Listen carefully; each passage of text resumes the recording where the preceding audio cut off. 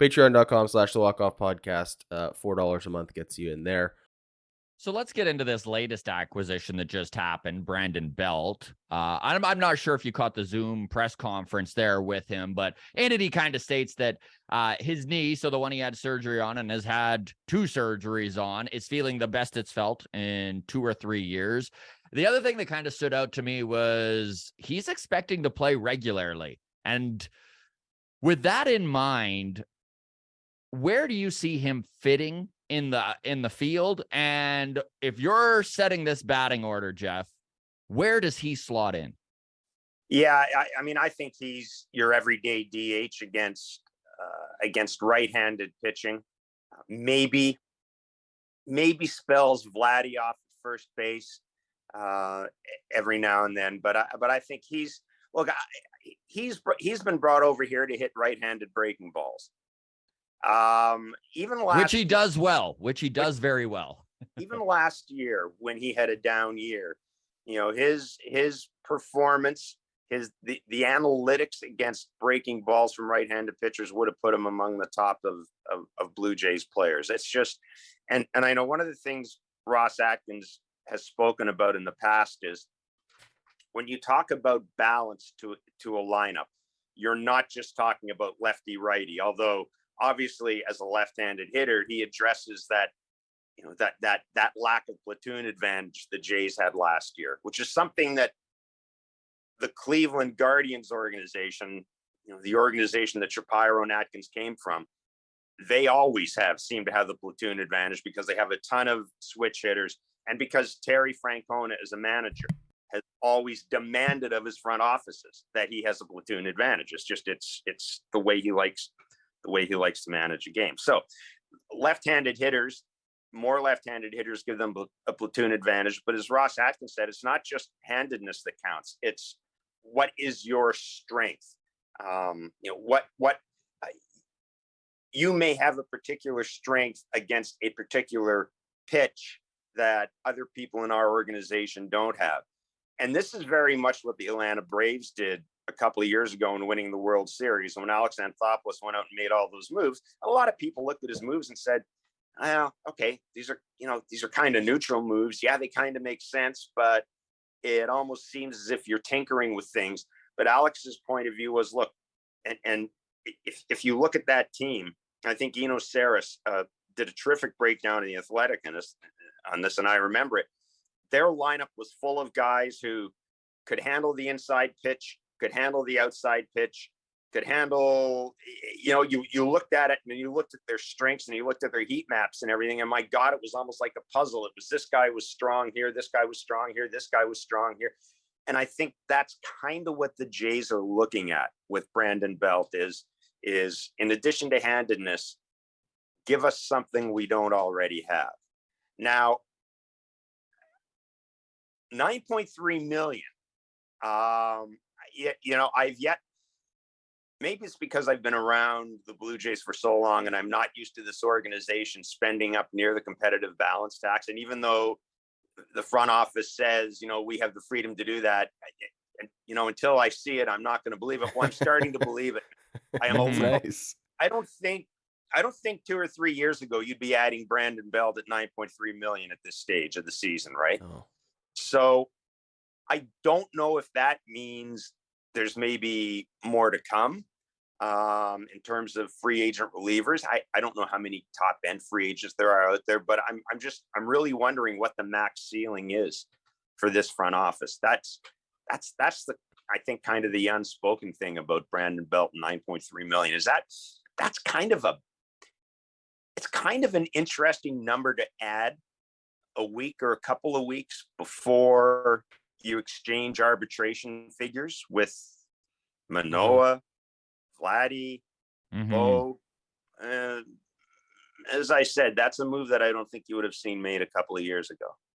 That's such a great point about this payroll is that, yeah, they always did the lip service, right? They were always like, yes, of course, we're allowed to spend if we present the right deal. But now we're actually seeing that happen. I know I just saw on Twitter last night that Japanese right-handed starter Shintaro Fujinami, he's going to make $3.25 million over 1 year with the Oakland Athletics. And he becomes the 5th highest paid player on that Athletics team that right now sits at $26 million. Did you ever think in a million years you'd see the Blue Jays outspend any team by $200 million? I'd see any team outspend another team by $200 million. That's kind of dating myself, but gosh, I can remember when the Blue Jays had the highest payroll in baseball in '93, and I don't even know what the number was, but I guess what makes it a little strange for me is in the past, the Blue Jays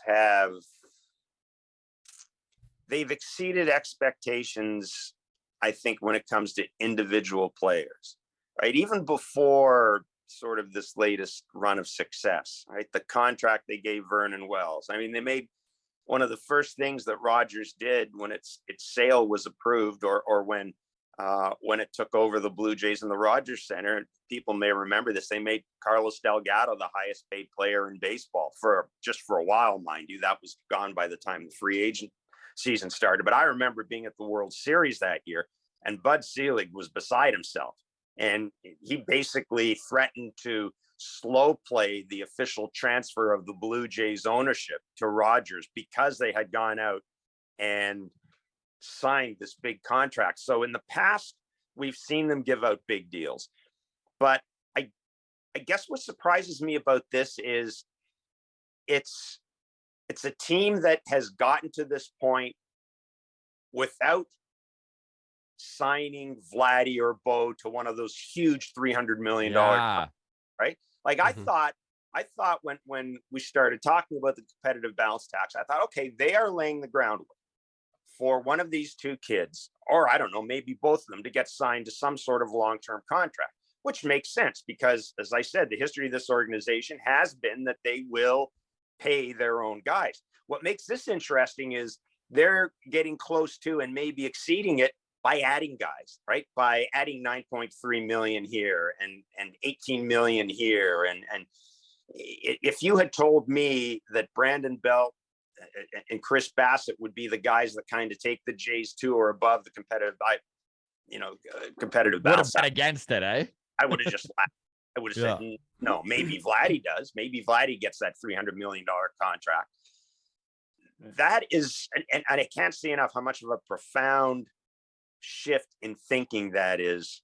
And I really, I'm not here to carry water for Mark Shapiro, but I really think Mark Shapiro's ability to navigate the ins and outs of the Jays ownership structure is something that we don't talk about enough.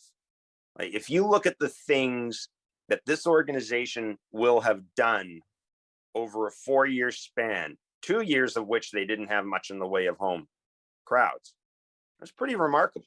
Mm-hmm. They're fixing up they're sinking a ton of money into that. And now the payroll is where it is. That is a testimony not only to, I think, the commitment of, and I know I'm going to be accused of being a Rogers shill here, but I mean, I think the money speaks for itself. The commitment of ownership, the commitment of Edward Rogers and the Rogers board, and Mark Shapiro's ability to sell these folks on this. A lot harder to convince a board than one individual, right? It's a lot harder to convince a board of owners rather than just talk Steve Cohen into, hey, this will be good. Yeah, well, and it's a publicly traded company, right? I mean, the books are open for the most part. So unlike Steve Cohen, I mean, we don't know what the hell Steve Cohen's, we don't know where the money's going. I mean, we really don't. And the Blue Jays, not only are they owned by a publicly traded company, but because of the unique nature of that publicly traded company's business, they're in broadcasting. They are the club broadcaster. Their books are even scrutinized more than a lot of teams, because in addition to ownership requirements that must be fulfilled, you've also got broadcast rights requirements that must be fulfilled. So yeah, there's a real commitment here. And I just think that a lot of the credit for that goes to Mark and his ability to navigate his way around the corporate boardroom. I mean, I'll just say this. I don't think if Paul Beeston was president of this team, you'd see anything near this. Mark has a unique skill set that makes him perfectly placed to do this at this time. I mean, it's exciting to see this sort of money spent and this sort of commitment put into this team. As a fan, I don't know how you could not be excited, but there are plenty who are not. Always will be, right? There are always cynics. There's always cynics.